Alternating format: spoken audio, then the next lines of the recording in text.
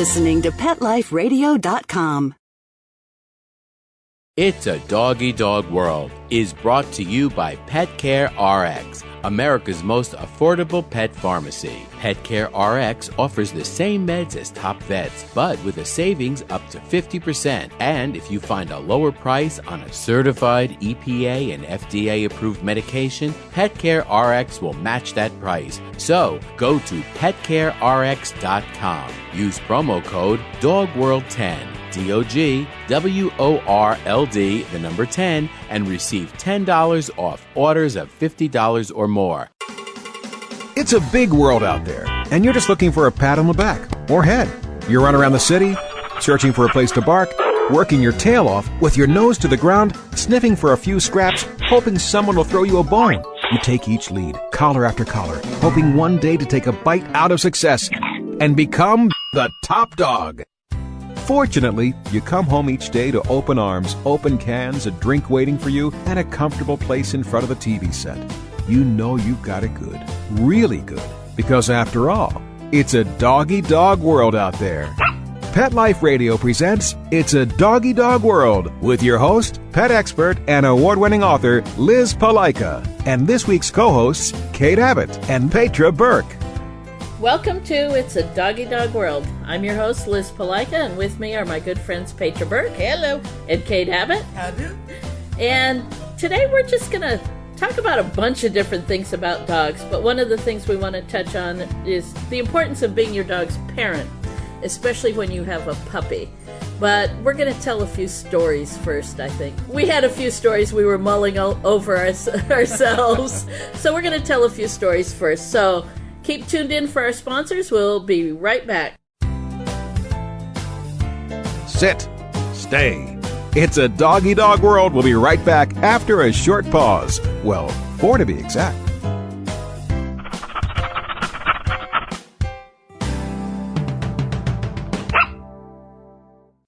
It's a Doggy Dog World is brought to you by Petco.com. Petco is a leading specialty retailer of premium pet food supplies and services, offering more than 10,000 high-quality pet-related products. Enter the code DOGGY10, DOGGY, the number 10, and get 10% off any order. No minimum at Petco.com. There's a movement afoot. ShoeBuy.com. Join the millions of people who shop ShoeBuy.com's over 400 brands and 500,000 products. Order now and get free shipping and free return shipping. ShoeBuy.com, the world's greatest shoe store. Walk your dog in style and comfort. Enter the code DOGGY, DOGGY, at checkout and get a 10% discount plus free shipping at ShoeBuy.com.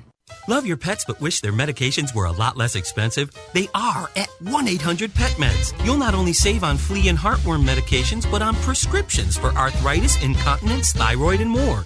And you get fast service, free shipping, and a 100% satisfaction guarantee. Plus, our licensed pharmacists ensure accuracy, monitor drug interaction, and more. See why over 5 million people have trusted their pet's health to 1-800-PET-MEDS, America's largest pet pharmacy. Call now or order online. Go to petmeds.com/world, WORLD, to get 10% off any order and free shipping on orders of $39 or more at petmeds.com. Hi, this is Marcy Davis and my service dog Whistle, and we're your hosts of Working Like Dogs on Pet Life Radio. Working Like Dogs is the show where you can learn everything you ever wanted to know about working animals or working dogs. Whether you're a member of a working dog team or you've just seen a working dog or animal out at the mall or the grocery store and you're curious about how these amazing animals work with their human partners, then Working Like Dogs is the show for you. Join us for the inside scoop at Working Like Dogs on PetLifeRadio.com.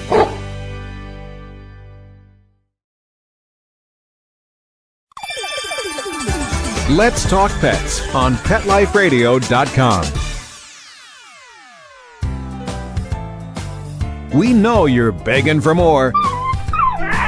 So back to It's a Doggy Dog World with your fetching hosts, Liz Palaika, and this week's co-hosts, Kate Abbott and Petra Burke. Welcome back to It's a Doggy Dog World. I got a phone call the other day from a very good friend of ours who's trained numerous dogs with us. We've probably known her for, 20 years? 25 years? Probably.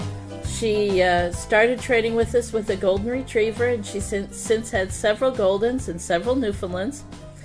Her first name is Joan. I'll leave her last name blank just in case. But Joan had to fly from Southern California to Chicago to see her dad, who's in a hospital back there. And she took one of her Newfoundlands with her, who is a therapy dog. And she called me when she got back, and she said she was so proud of him that going down to the San Diego airport, Lindbergh Field, he was very well behaved. She was dragging his crate behind on wheels, and for a Newfoundland, that's a huge crate. He loaded up, he traveled well, he got to Chicago, unloaded well, got out of O'Hare Airport, into a rental car, to the motel. She was very, very happy with his behavior. Then she spent 4 days visiting her dad in the hospital, and not only did GT, her Newfoundland, visit her dad and provide therapy for Joan because she's worried about her dad, but people started popping into her dad's room going, "Oh, I heard there was a therapy dog here," and petting GT, and then, "Oh, could you come down to room such and such? I have someone who would love to see a therapy dog." And then by the time she was getting ready to leave, they were asking her to visit wards, not just rooms. So GT and Joan had a very, very full week. And when she went to leave the hospital, apparently word had gotten around that she was getting ready to head back to California. And they came to her and said, "Could you form a Love on a Leash therapy dog chapter here too? We need one here." Apparently they do have therapy dogs, but they only visit once a month. And they really liked GT being there full time. So anyway, she kind of laughed and said, "I live in Southern California." She wouldn't move back there. No, she wouldn't go back there. Not after all these years in Southern California. Yeah. But as she's telling me this, she says, but the best is yet to come. As she's in O'Hare Airport at 4 o'clock in the morning, getting ready to fly back to Southern California, GT's walking with her. She's pulling his crate on wheels behind her. And out of the corner of her eye, she sees a dog. So she tells GT, "Leave it, watch me." Now, when GT was a puppy and an adolescent, he was... Oh my gosh. Handful. Yeah, he was a handful. Yeah. He's a big boy. He's not like he's tall. He's stocky.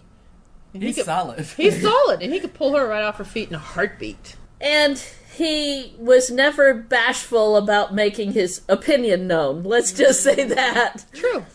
One day, Kate was distracting our intermediate class with a harmonica, and apparently GT didn't like harmonicas. It was quite an experience to see that Newfoundland maw, that opened mouth, roar, roar, stop with the harmonica. I went, "Yes, sir." So anyway, she told GT to leave it, which means ignore it, the other dogs, and watch me, which means focus on me. And he did.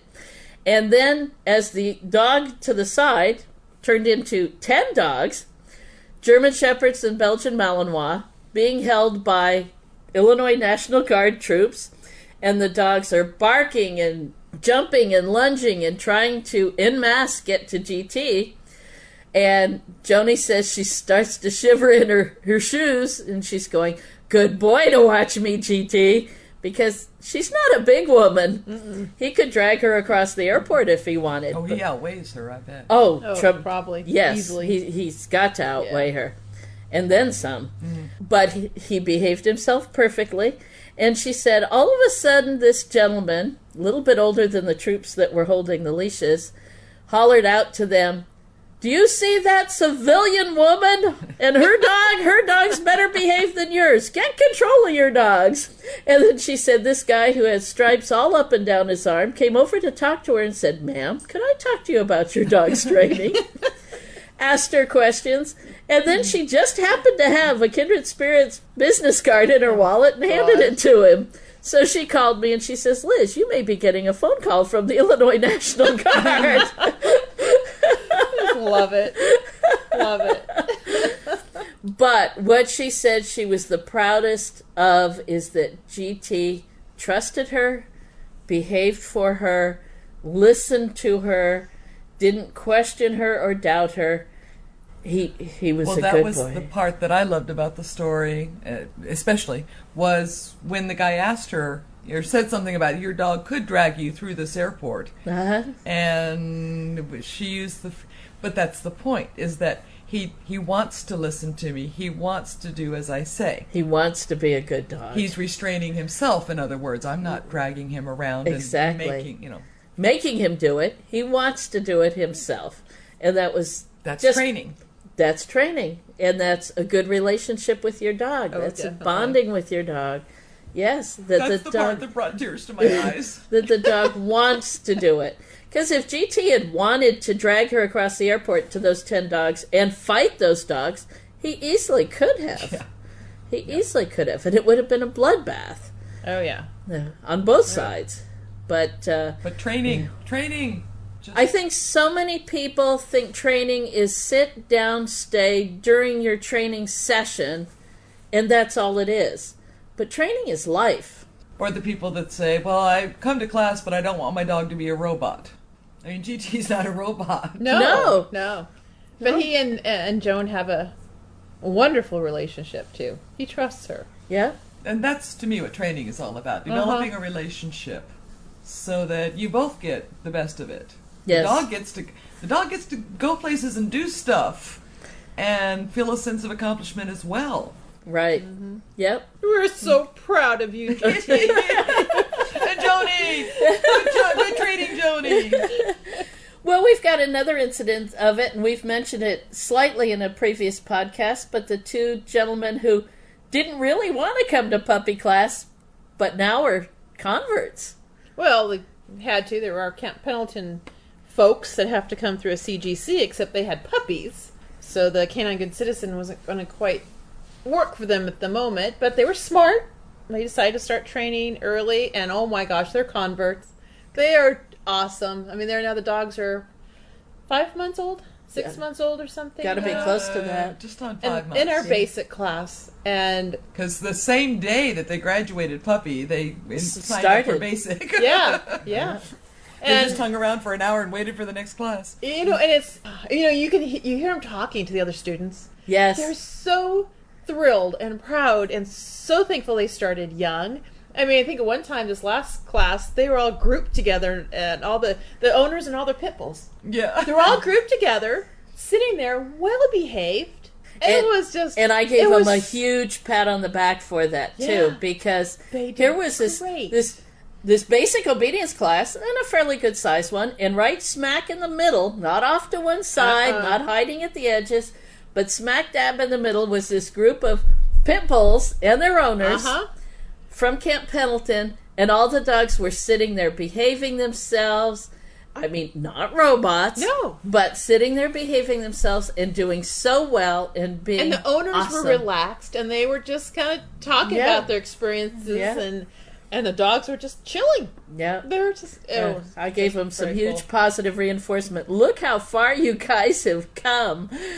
The two guys were telling me a story. They are next door neighbors on base, so the one sailor was out in the front yard of the Marine's yard, and the Marine's 5-year-old daughter was out there along with the pit bull puppy. And having watched her father didn't go run through the drills with the puppy, the 5-year-old was doing it. And the sailor was watching this, and the Marine comes out, and the sailor's telling him, "Watch your daughter. Look at her." And it was like, puppy, sit, stay. She walks across the yard, says, "Come." And the dog is delighted to be doing all of this. Of course, she's giving out treats. Sure. And she's giving verbal praise. And the Marine said he got all choked up. He said, "I've always asked my dogs to be well behaved." He says, "But now I know what a trained dog is like." And he says, "Wow," he says, "I can never go back now." Well, and the thing is, they got another neighbor interested in the training and would like to start with a puppy. Yep. So these guys are like our PR group out there on base, but they've done wonderful. You know, I got a call the other day on our business line and asking if we wanted to advertise, and I just went, no, we don't need to. Our students carry our cards with them. To Illinois. Our students are the ones like throwing out our business cards and saying, you got to go there, or the vet's in the area. Well, they're the perfect advertisement. Yeah. I mean, you see those two with now the whole thing with the pit bull. Well, not even just those two. The other ones in our basic class. Sure. And, you know, I even bring it up to those two that had joined basic with adult dogs. And they were rowdy.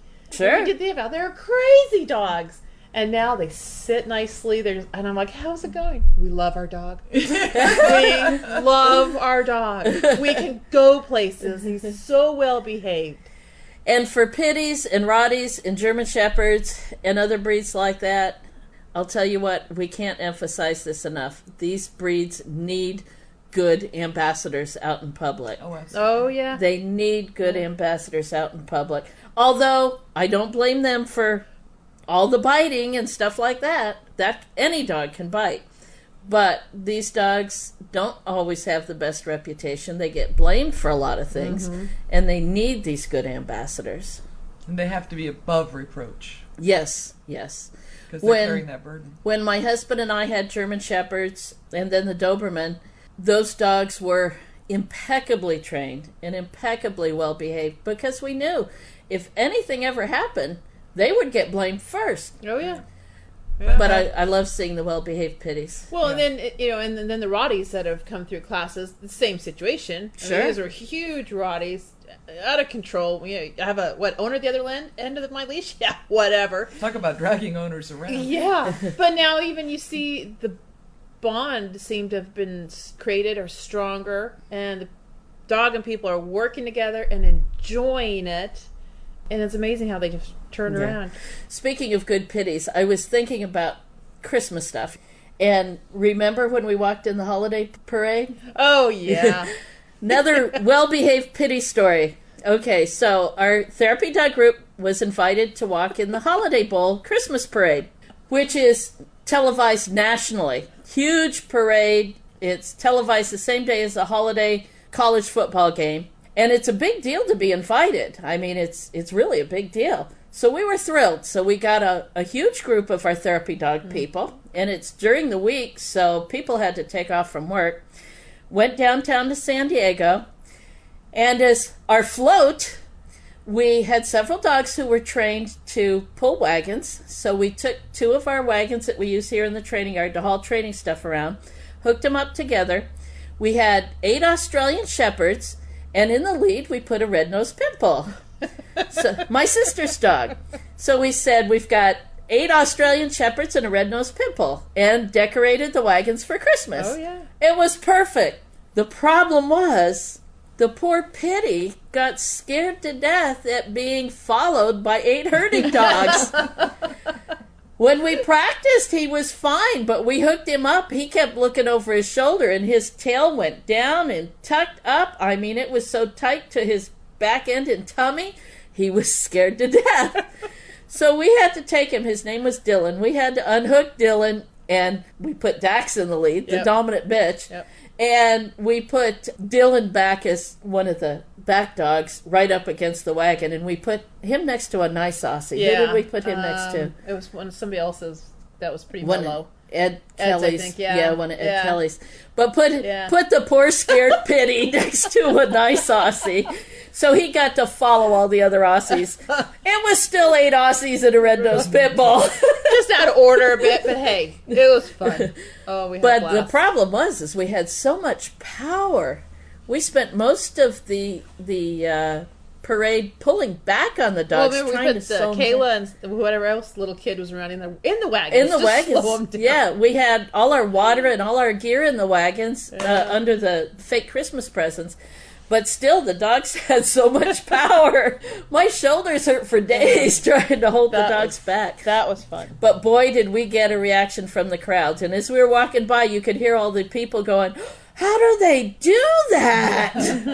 Yep. How do they put all those dogs to the wagon? How do they do that?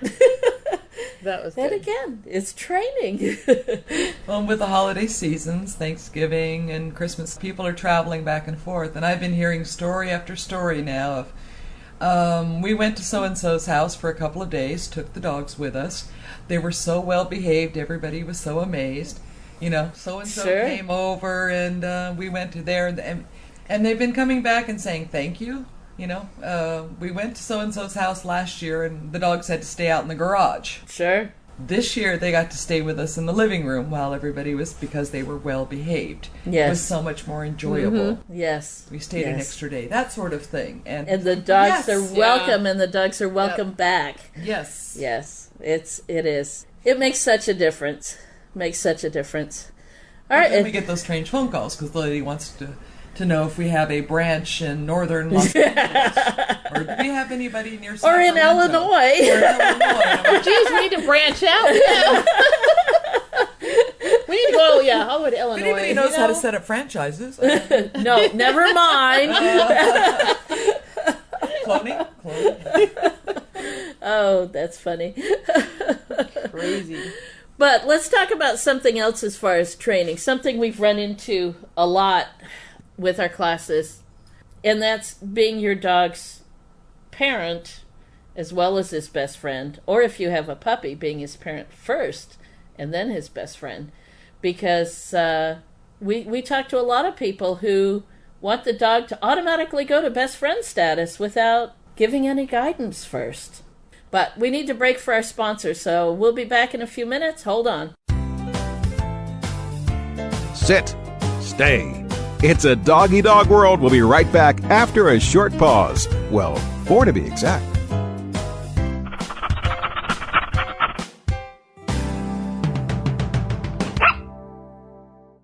FTD's network of over 40,000 florists around the world have been creating beautiful handcrafted arrangements for 100 years.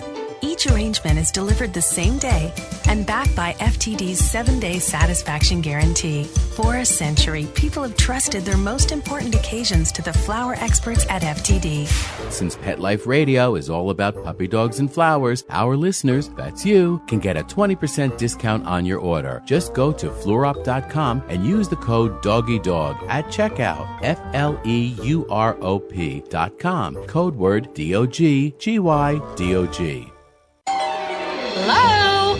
Danica, where have you been? Oh, Grandma, I've been busy, racing, GoDaddy girl. Oh, I built my own online store with GoDaddy. Really? Let me see. Grandma'sAuction.com. Hey, aren't those Grandpa's golf clubs? Grandma needs her bingo money. Use promo code DOGGY10, DOGGY, the number 10, and get a .com domain name for just $7.49 at GoDaddy.com.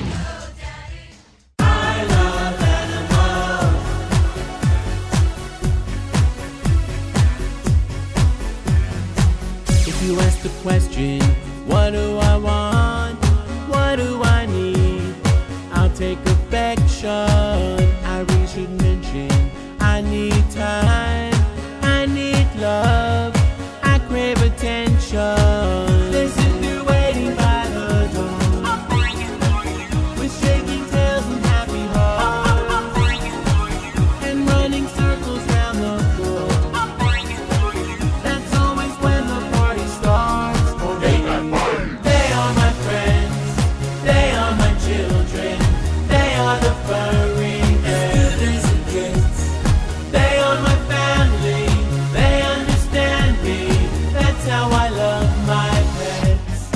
My Pets, the new single by Mark Winter, available on iTunes. School's in session on Pet Life Radio with Teacher's Pet. Learn how to communicate with your pet, train your pet, and see the world from your pet's point of view. You may even learn a few tricks yourself. Teacher's Pet, only on PetLifeRadio.com. Let's talk pets. Let's talk pets On Pet Life Radio. Pet Life Radio. PetLifeRadio.com. We know you're begging for more. So back to It's a Doggy Dog World with your fetching hosts, Liz Palaika, and this week's co-hosts, Kate Abbott and Petra Burke. Welcome back to It's a Doggy Dog World. Today, well, the first part of this podcast, we talked about some stories that emphasize the importance of training, the joy of training, the joy of having a trained dog. Payoff. The payoff. Yeah. Yes, that's Yeah. a good way of putting it. The payoff. Exactly.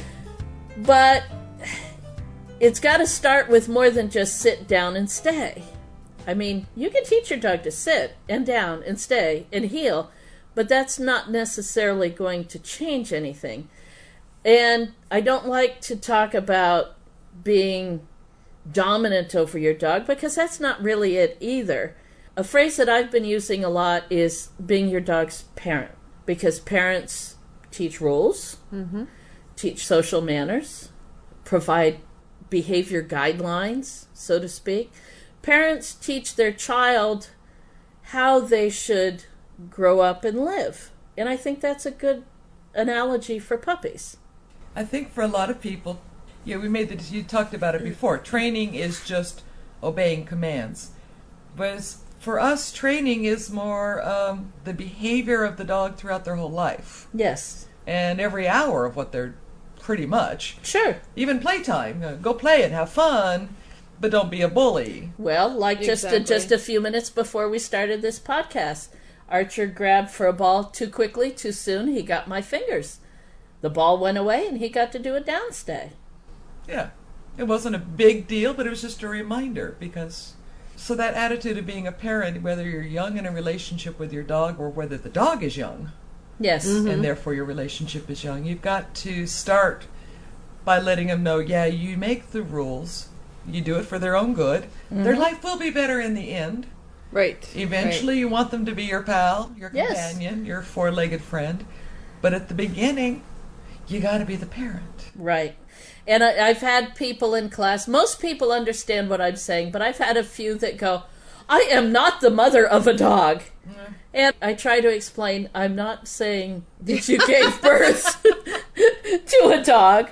I'm saying that's the attitude, that's the position in the relationship that I'd like you to think of yourself. Let's not think of yourself as an owner, like the owner of a car. Let's not think of yourself as the alpha wolf, because that's not true. Let's think of yourself as the parent. And I think that conveys the relationship a little better, to most people anyway. I mean, we see what happens when they're not, and they become their friend, and the dogs grow up to be the bullies.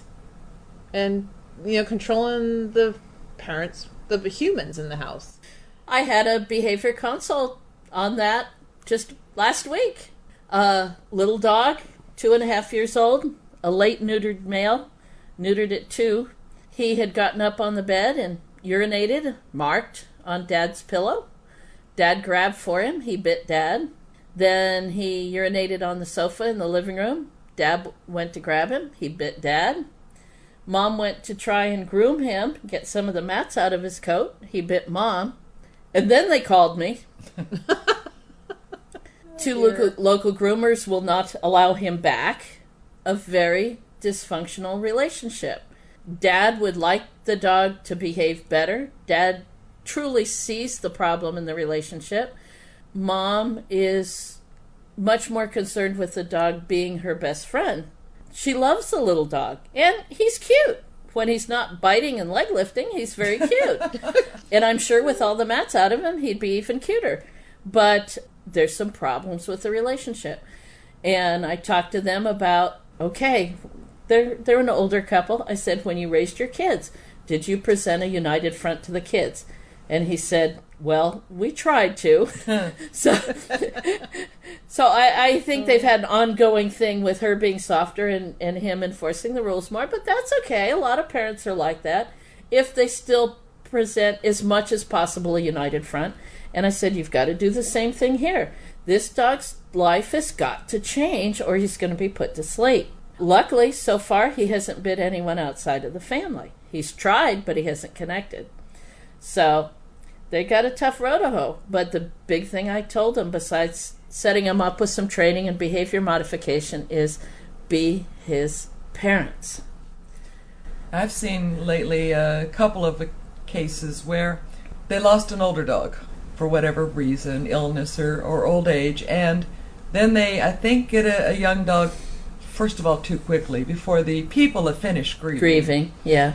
And then they get a young dog, and they want it to take the place of the older, well-trained, well-behaved dog. And they forget the process. They forget the process. Forgot how he got to that point. And I'm like, freedom in the house is an earned privilege. Yep. Right. And if they're abusing that privilege, if they're lifting their leg or going potty or chewing up pillows, then they don't get that privilege until they've learned to earn it. Yeah. Right.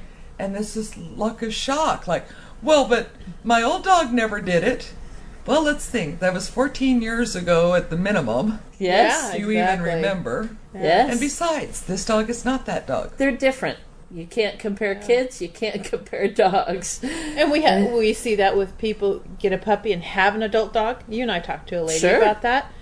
And she can't figure out, well, why can't the puppy, if my older dog can do it? She's well behaved.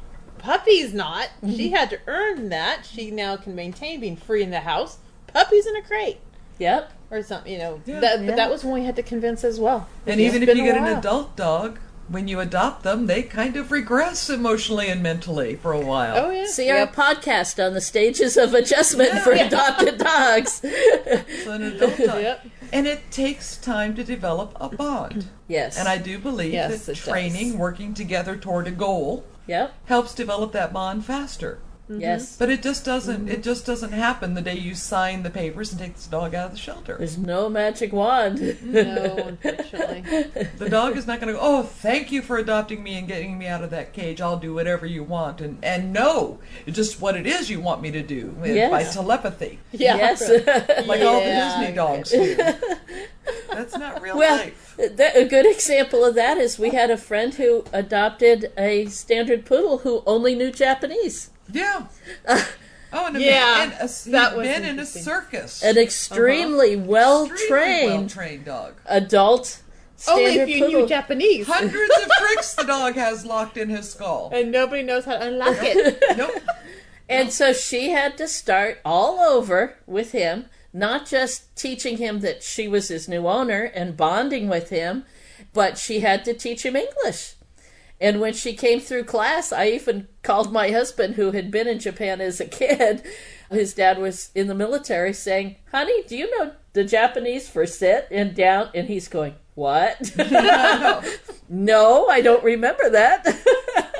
And that's an extreme example. And yet, even English to English. Sure. I mean, we don't always use... I tell my dogs to go piddle, you tell them to go potty. Go potty. Yeah, exactly. I say, okay for release. You say, well done.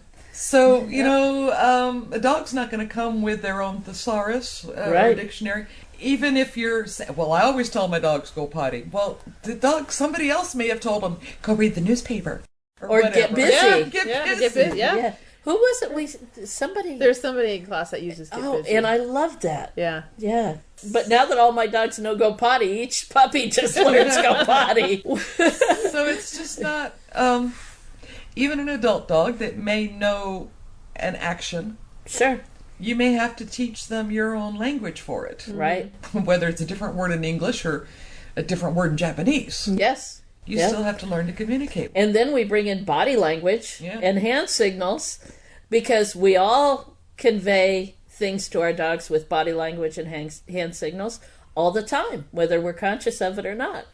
At a party over the weekend, somebody asked me about something they had read about dogs being able to smell sadness and smell happiness. And I'm going, well, I don't know how they would just isolate that odor, but do dogs notice it with you? I said, yeah. Her dachshund was across the room, sort of getting ready to fall into a nap. Uh-huh. And I stood up and made a quick movement so the dachshund looked at me. And I just changed my body language without doing anything. Uh-huh. And the people in the party were looking from me to the dachshund, me and dachshund. So I glared at her like I was mad, and they saw her shrink back. And I wiggled all over and got happy, and she tentatively wagged her tail. And then, and just before she was to jump and run across the room toward me, I looked stern. She stopped and sat down again. I said, They're experts at reading body language. And now she's going, what the is wrong with Kate? Then I had to go make up with her for a while. I had to go make up to her. So I said, there was no odor involved there. Yes. Right. Because I was just play acting, but she certainly got my message. Yes. So I have no idea what sadness smells like, but I'm sure a dog could smell it. But well, they don't need to. I know on 9/11 when I sat on my couch and cried my eyeballs out, I had dogs bringing me toys and giving me kisses and climbing into my lap, and I know that's an extreme case, but I don't often sit on the couch and cry at the TV, so. But that's an extreme case. But they know, yes. And apologies to any study that was able to isolate just the odor and do all of that. But I didn't see the point of it. Anyway, they're just experts at reading us, period. So I guess this is turning into more of a just chatting about life. But it's that admonition, it's the attitude that you bring toward your dog. Yes. Whether you're training in a class or training them house training at home. I think it's also your goals. What do you want? Personally, I like a dog who can live with me in the house, not be destructive to my things, know some basic commands like get out of the kitchen, wait at the doors, don't dash out, don't dash in, relieve themselves in a place where I want them to outside, ask me to go out if they need to, don't chase the cat. All the stuff your mom's dog had to learn quickly. Yes, household rules, social manners. I want to be able to take my dogs places and enjoy them. And I think that's why when we talk to our puppy classes especially, it's like, yes, they're adorable, cute little puppies now, and like women mostly, and there's a few guys just want to baby them. Mm-hmm. But it's like, well, wait a second. Look at them. What do you want to grow up to be? They're only small in a puppy for a short time. The rest of the time, they're an adult dog. Mm-hmm. What do you want out of your adult dog? Have a vision of the future. Yes, and then work towards that goal. Mm-hmm. Because it's really hard to change once they could you go in, oh my gosh, you're so sweet, blah, blah, blah. And they get to 6 months old or 9 months old, and it's like, what happened? Who is this thing? Yep. There's a wonderful quote that I can't quite remember. If anybody can think of it, drop me an email. But it's like, take the first step the way you want to travel the road. Sure. Something along those lines. Uh-huh. Yeah. And anyway. I think the two gentlemen with the pitties is exactly the perfect example. They didn't even know the road that they wanted until they started walking it right. Right. And once they realize, they're like, oh, we like this. And they have just gone full force forward. And those dogs are doing great. And the puppies are happy. Oh, man. They're happy. They come onto the training yard and their tails are wagging. And they sit and look up at their dads and their tails are going. And it's like, what next? Yeah. What do you want me to do, Dad? Yep. And life makes sense to them. Yes. Yeah. And they're succeeding at it. Yes. And then we see a group of them that have coochie cooed, protected the puppy, and all of a sudden it's like, oh, you're a big dog, you need to know the rules. And then you got why didn't you start from day one? And the dogs have temper tantrums, and it's righteously like, wait, so. You loved me and I was able to get away with this earlier. What are you doing now? Sure. Change the rules. Yeah. Why? Why didn't you just start from the beginning? Yeah. Well, we could talk about this for a long time. But I hope you've enjoyed some of our dog stories. We have lots of them. and just think about the idea that whether you're adopting a new dog, whether you've got a puppy, or even with the dog you have now, just think about the idea that in your relationship, think of yourself as your dog's parent. Parents are kind, loving, affectionate. They protect. They provide security. They provide everything the dog needs, but they also set some guidelines. Definitely. And I think that's a good idea. Yep. All right. That's it from us. Take a listen to our next podcast. I hope you've enjoyed this one. That's it from It's a Doggy Dog World. Bye-bye. Having a rough day? Longing for the dog days of summer? Think your fun furry friend lives a dog's life? Well, find out everything you're begging to know as Pet Life Radio presents It's a Doggy Dog World with pet expert and award-winning author Liz Palaika. Every dog has his day, and you'll find out how to make your dog's day fun and rewarding every week on demand, only on PetLifeRadio.com.